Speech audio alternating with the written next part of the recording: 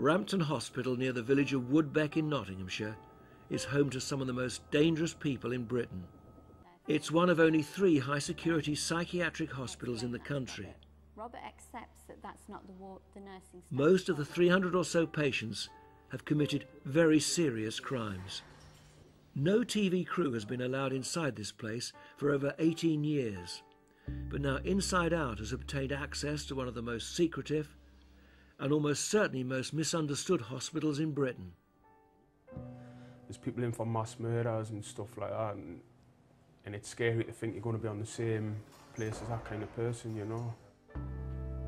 My number one responsibility is to safeguard the public.